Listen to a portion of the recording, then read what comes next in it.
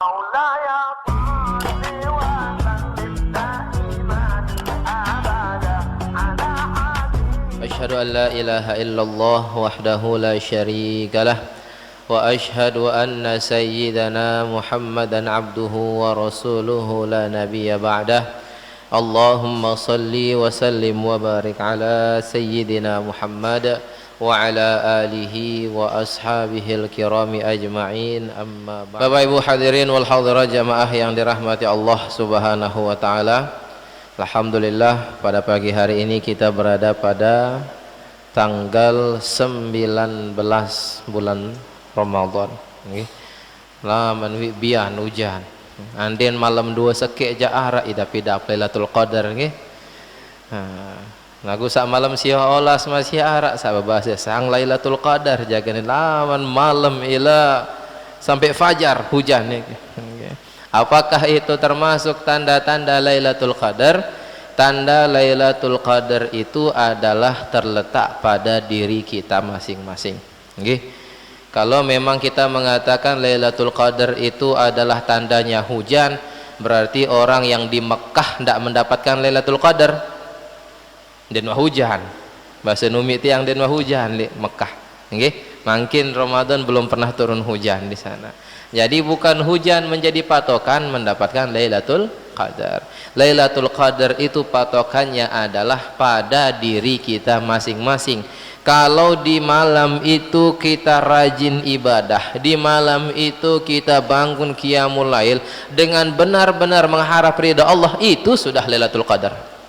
Okay? Itu sudah Lailatul Qadar. Jadi tandanya adalah ketenangan dalam hati. Salamun hiya hatta matla'il fajr.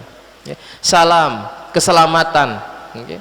Terbebas kita dari ketakutan, terbebas kita dari kekhawatiran, tidak ada lagi rasa risau, khawatir, tidak ada. Itu artinya salam.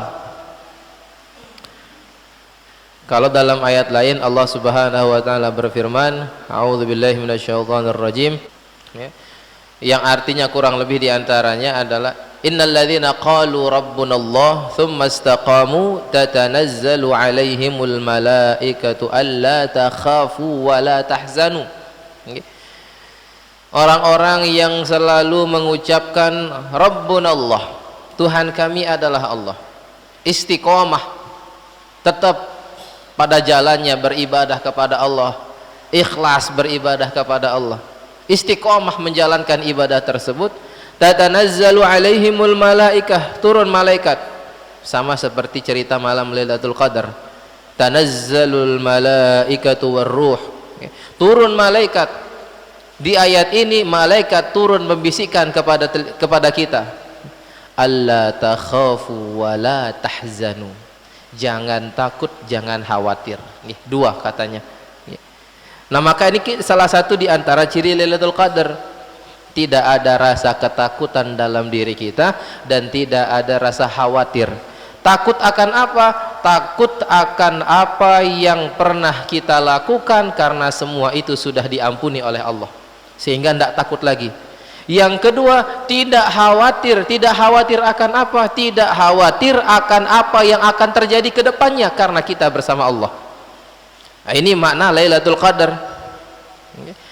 Atau makna orang yang istiqomah menjalankan satu amalan ibadah ikhlas karena Allah. Atau istilahnya kalau di bulan Ramadan, imanan wahtisaban. Istiqomah menjalankan ibadah imanan wahtisaban, benar-benar beriman kepada Allah dan benar-benar mengharap ridha Allah. Kata lainnya adalah istiqomah. Itu malaikat turun di Lailatul Qadar, malaikat turun bawa keselamatan.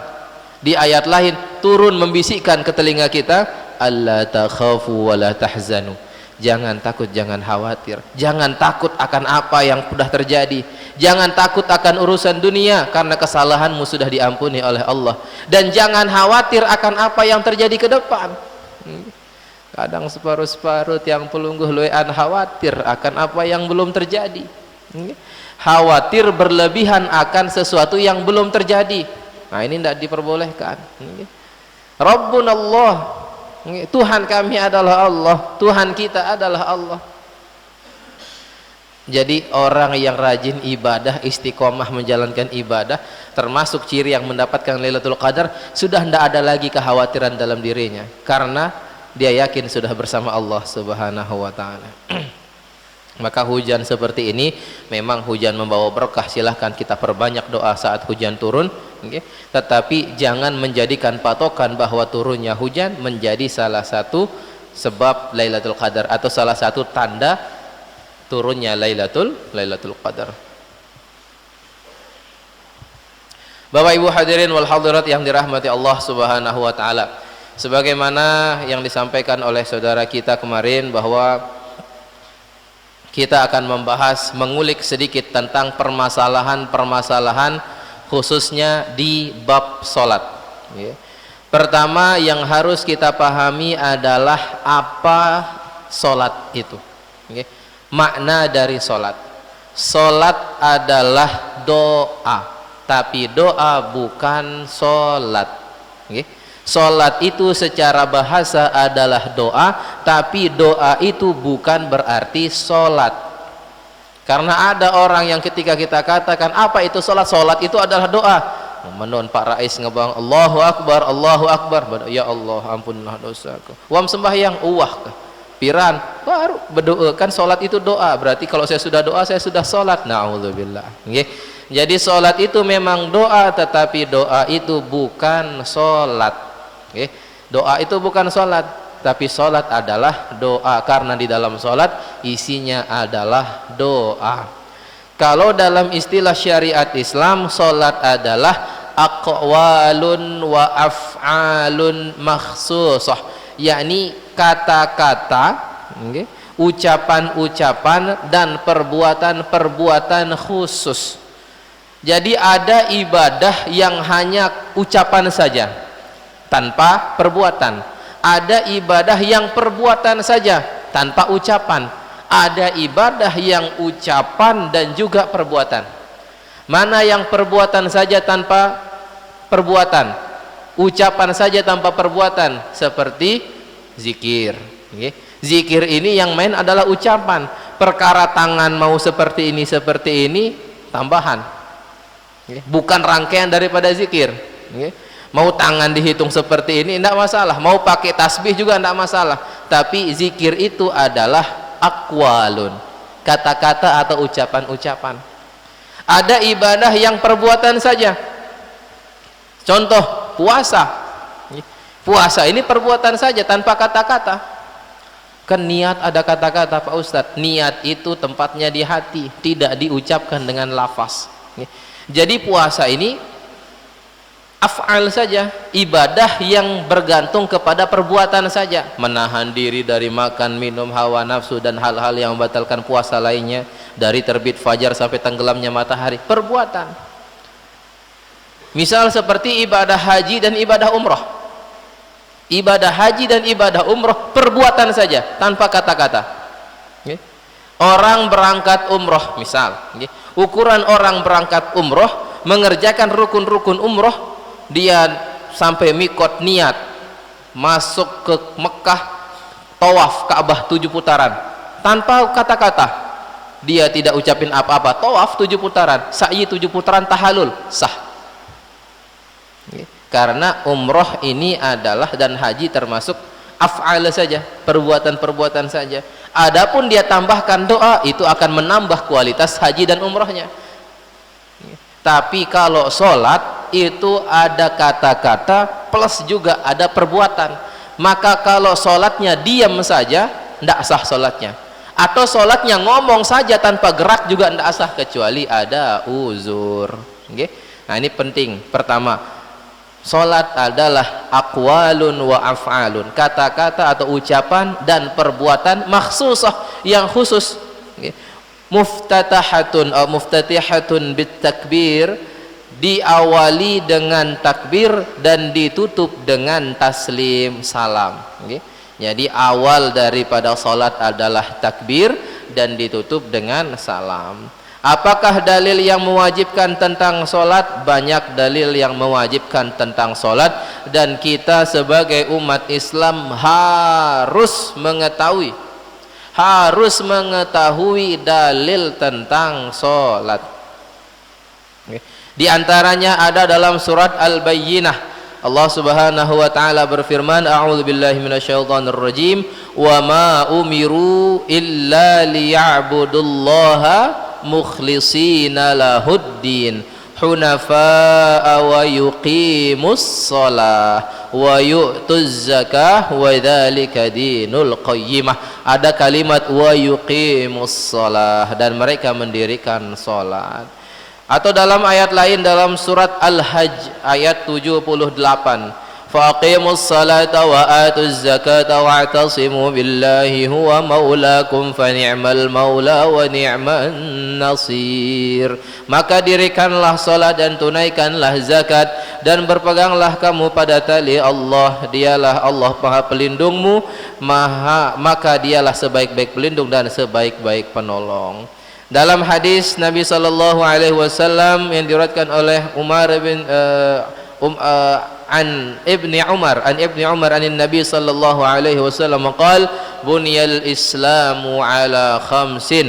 Agama Islam itu dibangun atas 5 perkara. Yang pertama adalah ala khamsin, ala an yuwahhidallah wa iqamis salah wa ita'iz zakah wa siyami ramadhan wal hajj. Yakni pertama adalah mentauhidkan Allah atau mengesahkan Allah, yang kedua mendirikan salat, yang ketiga menunaikan zakat, yang keempat melaksanakan puasa Ramadan, dan yang kelima adalah melaksanakan ibadah haji. Hadis riwayat Al-Bukhari dan Al-Muslim. Hadis riwayat Al-Bukhari dan Muslim. Kapan salat itu diwajibkan? Atau berapa salat yang diwajibkan bagi kita? Salat diwajibkan 5 waktu sehari semalam sejak peristiwa Isra dan Mi'raj Rasul sallallahu alaihi wasallam. Jadi salat yang wajib, yang fardu ada 5. Ini sudah sama-sama kita ketahui. Seorang muslim mulai diperintahkan melaksanakan, seorang muslim wajib melaksanakan salat. Ini pertanyaannya adalah kapan seorang muslim itu mulai diperintahkan untuk melaksanakan salat? Seorang muslim wajib melaksanakan salat ketika ia telah baligh dan berakal. Jadi syaratnya ketika dia sudah baligh dan berakal. Akan tetapi sejak dini telah diperintahkan sebagai proses belajar dan latihan, sebagaimana hadis muru auladakum bis shalah wa hum abna'u sab'i sinin. Ajarkanlah, perintahkanlah anak-anakmu untuk sholat dan mereka usianya 7 tahun. Muru auladakum bis shalah wa hum abna'a sab'i sinin, umur 7 tahun mulai perintahkan dia sholat. Wadribuhum 'alaiha wa hum abna'u 10 sinin, dan pukullah mereka ketika mereka tidak mau sholat saat usia 10 tahun. Wa farriqu bainahum fil madaji', dan dari situ sudah mulai dipisahkan tempat tidur mereka. Hadis riwayat Abu Daud. Jadi anak-anak kita kalau sudah usia 10 tahun mulai dipisahkan tempat tidurnya, tidak lagi tidur berbarengan dengan ayah bunda, tidak lagi tidur berbarengan dengan ibu bapaknya. Walaupun masih di satu kamar yang sama, misal karena keterbatasan rumah pas-pasan dan sebagainya, boleh di satu kamar yang sama, tapi pisah ranjang atau pisah kasur, jangan bareng. Dian habedere doang dat kelelekinaan. Jadi pisah pas usia 10 tahun. Ini salah satu pelajaran. Apakah salat mesti dilaksanakan secara berjamaah atau boleh dilakukan sendiri-sendiri? Berdasarkan Al-Quran dan Sunnah, Allah Subhanahu wa ta'ala berfirman, wa idza kunta fihim fa aqamta lahumus shalah, dan apabila kamu berada di tengah-tengah mereka, yakni para sahabat, apabila kamu ya Rasulullah berada di tengah-tengah mereka para sahabat lalu kamu hendak mendirikan salat, maka dirikanlah salat bersama-sama dengan mereka. Yakni adalah Allah tetap memerintahkan salat berjamaah bahkan ketika saat berperang jihad fisabilillah. Saat perang saja diperintahkan salat berjamaah. Jika ketika berperang tidak menggugurkan salat berjamaah, maka tentunya pada saat aman lebih utama. Andai sholat berjamaah itu bukan suatu tuntunan, pastilah diberikan keringanan saat kondisi genting. Ini bayangkan Bapak Ibu, sholat itu saat perang tetap dianjurkan untuk berjamaah. Maka ada istilah sholat khauf, sholat dalam keadaan takut.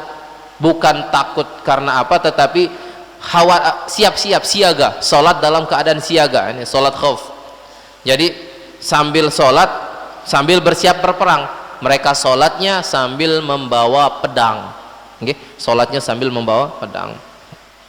Rasulullah SAW mendidik para sahabat untuk sholat berjamaah secara bertahap, diawali dengan memberikan motivasi. An Abdullah bin Umar anna Rasul sallallahu alaihi wasallam qala salatul jama'ati tafdulu salatal fadhi bi 27 darajah. Motivasi salat berjamaah yang pertama adalah dari Abdullah bin Umar. Rasul sallallahu alaihi wasallam bersabda, salat berjamaah lebih utama daripada salat sendiri 27 tingkatan. 27 tingkatan. Mari kita maknai 27 tingkatan ini 27 tahun. Agar kita lebih semangat, dan memang seperti itu kita maknai. Salat sendiri kita dihitung 1, salat berjamaah dihitung 27. Artinya usia kita bertambah 27 tahun. Bertambah usia kita 27 tahun. Ini menjawab kekhawatiran dan keheranan para nabi-nabi sebelumnya, karena dikatakan bahwa umat Nabi Muhammad SAW umat yang usianya pendek namun amal ibadahnya mampu menyaingi umat-umat sebelumnya. Padahal umat Nabi Nuh alaihi salam usia mereka rata-rata 950 tahun, 900 tahun hidup di dunia. 900 tahun hidup di dunia, tapi bisa dikalahkan dengan sholat kita. Mereka ibadah sholat 900 tahun, ibu sekali sholat di Masjid Nabawi, sekali sholat di Masjidil Haram, itu pahalanya sama dengan sholat mereka yang 900 tahun. Kalau sholat berjamaah di masjid, sekali sholat itu bertambah pahalanya sampai 27 tahun. Seperti kita sholat 27 tahun. Kalau kita sholat di masjid sampai usia 40 tahun misalkan, atau 40 tahun kita rutin istiqomah sholat berjamaah, kali 40 tahun kali 27, 1000 lebih nih, 1000 tahunan pahalanya. Maka luar biasa sholat berjamaah nih, sholat berjamaah luar biasa. Kemudian dilanjutkan dengan inspeksi sebagaimana yang disebutkan dalam hadis Nabi sallallahu alaihi wasallam, an Ubay bin Ka'ab qala sallallahu alaihi wasallam bina Rasulullah sallallahu alaihi wasallam yauman as-subha faqala asyahidun fulanun qalu la, qala asyahidun fulanun qalu la, qala inna hataini as-salataini أثقل الصلوات على المنافقين ولو تعلمون ما فيهما لأتيتموهما ولو حبوا على الركب وإن الصف الأول على مثل صف الملائكة ولو علمتم ما فضيلته لابتدرتموه وإن صلاة الرجل مع الرجل أزكى من صلاته وحده وصلاته مع الرجلين أزكى من صلاته مع الرجل وما كثر فهو أحب إلى الله تعالى. Dalam hadis ini Nabi SAW melaksanakan sholat subuh bersama kami, yakni bersama para sahabat. Ini dari Ubay bin Ka'ab, sahabat Nabi SAW, yang mengatakan bahwa suatu hari Nabi SAW melaksanakan sholat subuh bersama kami. Rasul SAW mengatakan, bertanya, apakah si fulan ikut sholat berjamaah? Nanya, tandanya sebelum melaksanakan sholat Nabi perhatikan, ambil jamaah-jamaah sandi hadir nih. Dilihat, asyahidun fulan, apakah ada yang melihat fulan salat berjamaah? Mereka menjawab tidak, karena ukurannya kalau tidak salat berarti dia mati syahid dalam perang. Ini dalam perang. Asyahidun fulan, kalau fulan yang ini ada yang melihatnya? Tidak ada. Nabi SAW bersabda, sesungguhnya dua salat ini lebih berat bagi orang-orang munafik dua solat ini, yakni solat isya dan solat subuh berjamaah. Lebih berat bagi orang-orang munafik, andai kamu mengetahui apa yang ada dalam dua solat ini, yakni solat isya dan solat subuh, pasti kamu akan menghadirinya walaupun kamu merangkak dengan lututmu. Sesungguhnya sof pertama seperti sofnya para malaikat. Nabi katakan sof pertama dalam solat sama seperti sofnya para malaikat. Andai kamu mengetahui keutamaannya, maka kamu akan segera menghadirinya. Sesungguhnya solat satu orang bersama satu orang lebih baik daripada solat sendirian. Solat satu orang bersama dua orang lebih baik daripada solat satu orang bersama satu orang. Lebih banyak maka akan lebih dicintai oleh Allah. Hadis riwayat Abu Dawud. Ini tentang, diantaranya adalah tentang fadilah solat berjamaah.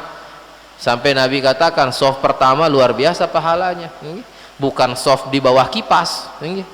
Ninja bawa kipas doang menpeta. Kebetulan bawa kipas soft kedua, ADN kosong soft pertama, pokok bawa kipas. Isaelen lagu kerugi idap. Soft pertama ini ke soft malaikat kata Nabi. Soft pertama soft malaikat. Kalau kita tahu kemuliaannya, kita akan segera datang agar bisa duduk di soft pertama. Dan memang masjid itu didesain oleh Islam untuk semua kalangan. Beda kalau misalkan kita di restoran atau di hotel atau di tempat-tempat mewah lainnya. Di restoran kita bisa tempat mewah kalau uang kita lebih banyak. Termasuk di tempat-tempat lainnya kita bisa mendapatkan fasilitas lebih mewah kalau uang kita lebih banyak. Di masjid mau ada uang mau ndak ada uang, datang duluan sof pertama. Dan kemuliaan lebih utama. Ini masjid. Jadi tidak peduli tentang status kita, selama kita hamba Allah masuk masjid, berkesempatan mendapatkan peluang berdiri di sofnya para malaikat, yakni berada pada sof-sof pertama. Selanjutnya Rasulullah Shallallahu Alaihi Wasallam memberikan ancaman bagi mereka yang menyepelekan solat berjamaah. An Abi Hurairah radhiyallahu anhu anna Rasul sallallahu alaihi wasallam faqada nasan fi ba'd as-salawati faqala laqad hamamtu an amura rajulan yusalli bin nasi thumma ukhalifa ila rijalin yatakhallafuna anha fa'amuru bihim fayuharriqu alaihim bihuzamil hatabi buyutahum walau alima ahaduhum annahu yajidu 'azaman saminan la syahidaha, yakni salat al-isya. Dari Abu Hurairah radhiyallahu anhu, sesungguhnya Rasul sallallahu alaihi wasallam kehilangan beberapa orang pada sebagian salat, maka Rasul sallallahu alaihi wasallam bersabda, aku ingin memerintahkan seseorang memimpin salat berjamaah, kemudian aku menentang orang-orang yang meninggalkan sholat berjamaah. Aku perintahkan agar rumah mereka dibakar dengan ikatan-ikatan kayu bakar. Andai salah seorang dari mereka mengetahui bahwa ia akan mendapati tulang yang gemuk atau daging, pastilah ia akan menghadirinya. Yang dimaksud Rasul sallallahu alaihi wasallam adalah sholat isya. Di sini Rasul memberikan ancaman, selesai melaksanakan sholat, beliau melihat menemukan ada beberapa sahabat tidak menghadiri sholat berjamaah, sholat isya. Sampai kesal Nabi memerintahkan, ini kalau memang dia meninggalkan menyepelekan sholat berjamaah, bakar saja rumah mereka. Dibakar rumah-rumahnya. Tetapi memang tidak pernah dalam sejarah terjadi Nabi benaran membakar rumah-rumah mereka, karena di dalamnya ada ibu-ibu, di dalamnya ada anak kecil, di dalamnya ada orang sakit. Tapi kalau memang benar ada orang-orang yang menyepelekan sholat dan memang sendiri di rumah, tidak ada alasan lain kecuali malas, maka itulah orang-orang yang berhak dibakar rumahnya. Berhak dibakar rumahnya. Karena kalau kita tahu isi daripada sholat isya itu adalah daging semua. Isyaratnya adalah tulang yang gemuk, artinya daging, intinya pahalanya luar biasa. Ibu yang dirahmati Allah Subhanahu wa taala, mari kita akhiri dan kita berdoa kepada Allah. A'udzubillahi minasyaitonir rajim. Bismillahirrahmanirrahim. Alhamdulillahirabbil alamin wassalatu wassalamu ala asyrafil anbiya wal mursalin wa ala alihi wa sahbihi ajmain. Allahumma la ilma lana illa ma 'allamtana wa 'allimna ma yanfa'una warzuqna 'uluman tanfa'una fid din wad dunya wal akhirah.